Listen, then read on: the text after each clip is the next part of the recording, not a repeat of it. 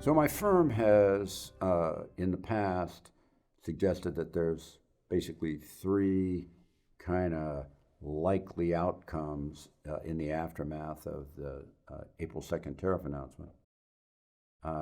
And people often ask me how I think those are progressing. And the three, to make a long story short, were one, the tariffs could be reined in by Congress and or the courts that actually do have the power to collar the president on these topic matters if they so choose, but that's not gone anywhere. I come back to that in a moment. The second is that which has had some movement going forward, which I'll also come back to, is the president engaging in deals that then change the April 2nd announcement in ways that create something else. And then third is, instead of deals, countries retaliating, and the only major country to retaliate on the April 2nd announcement was China. And as we speak, there's been a temporary 90-day adjustment to those issues, which I'll come back to also. So first, it is entirely possible for Congress and or the courts to have reined in the president on tariffs. On the one hand, the Republican Congress did have a bill introduced to do a little bit of that, which got pretty much no traction. And this would require more votes on the Republican side with the Democrats than the Republicans would have oomph to deliver, because it's not very comfortable early in a president's term, any president's term, for that president's Senate to go openly against the president. If you're a Republican senator, regardless of what you think about the tariffs, and there has been some discussion that I know of by significant Republican senators going to the president and saying, you need to make some deals if you want, but you got to off-ramp these tariffs, and you got to do it pretty fast or there's going to be problems. It's going to hurt us in the midterms, et cetera. But, and not just senators, there's also been members of the House doing that, but more importantly, senators. But in both the Senate and the House, there's going to be much more concern about the big budget spending and tax bill that they've got to move through by the end of this fall, that's been started at not breakneck speed, kind of slow, moving through Ways and Means, and now out being to the point where it'll be adjusted by changes in other committees that need this, need that, or don't like the other. That's going to be of more importance to all of these people in terms of the outcome, and they're not going to want to jeopardize that with an inter-party squabble over the tariffs. They all understand there's risks with the tariffs, but that's be as it may. The court has the potential always to intercede in things, and the courts have interceded in some things that the president has been doing, but not on this particular topic. And which the arguments, and there are lawsuits filed, courts could offer temporary restraining order, preliminary injunction, and lead to greater conclusive outcomes. But there's some tendency on things that are inherently constitutional in their nature not to rush them. And it's, in this regard, heavily about the universal tariffs, which appear to be unconstitutional. And in appearing to be unconstitutional, were predicated on the act that Congress provided that it gives the president powers on limited basis to declare universal tariffs under an emergency. It's not so clear what the emergency is. The president unveiled these tariffs as an emergency while simultaneously talking about how trade deficits are unfair and various foreign countries have been engaging in unfair practices against America. But all countries haven't been engaging in unfair practices against America. The president's never lobbied that they have.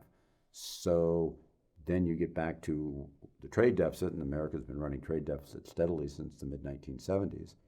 And in that, it's hard to argue that there's anything that's an emergency about that, unusual or different than any of the other years before that. Moving on to the portion of the deals, it's unclear to me where this is going. I've already mentioned that the only country that retaliated in a significant way was China, and China's retaliation led to nosebleed level tariffs on both sides, and a lot of sort of verbal hostility, and now has had a temporary 90-day reduction of the tariff levels that you sure read about or could read about, on the U.S. side at 30% and on the Chinese side at 10%, as they over 90 days are supposed to talk about some more permanent solution. What does that do after the 90 days is over? No one really knows. On the broader base, the president has said that since April 2nd, all kinds of countries have been talking to the United States about wanting to make deals to rectify whatever the perceived problem is.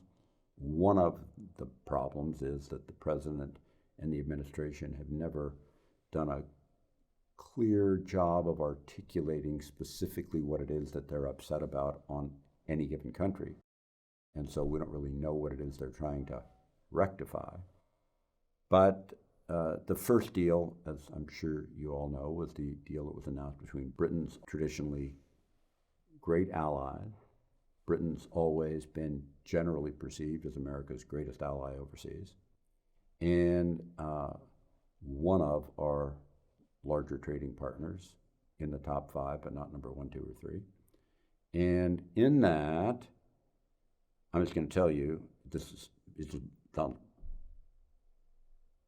brutally hostile, and I say this with a great amount of regret. The agreement that was signed isn't worth the paper it's written on. I mean, it tells you right in the first page, this agreement is not legally binding on either country. And then later in the agreement, which is only 5 pages long, I posted online, anybody can find it. It's an easy agreement to read. The back of it says either country can back out of this agreement at any time by providing written notice to the other party. So it really doesn't have any binding effect. It's more of a general agreement in principle that has had the tariffs reduced. Well, again, they continue to talk about things. Traditionally, these kinds of agreements, trade agreements, take a long time to effectuate, and we don't really know what the outcome of a lot of that will be, and is likely to be quite varied with very different countries.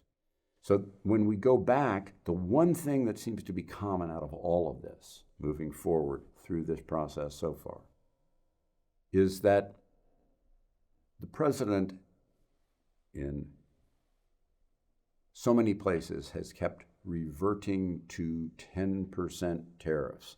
It seems like he really wants 10% as a number. Will that stand? I don't know. Will we know that soon? No, we will not, because he's going to have to negotiate with lots of other countries, and all of these things are going to be a long ways until we get any kind of definitive agreements that are actually binding on any country. And so all of it remains in flux, which is not optimal, because when you remain in flux, and I'm going to come back to this in a moment, you tell major manufacturers, both American and non-American, all over the world, we have things that may be undone in the not terribly distant future. And then, of course, even when you're setting tariff agreements, a subsequent president in 2029 can change those tariff agreements and change tariffs. So based on tariffs, it gets very hard when a plant takes a good 5 years to build to commit capital to building plants in America. So with that, I've not given you clarity and simplicity. I don't think there's clarity and simplicity you can get out of this. There's just not.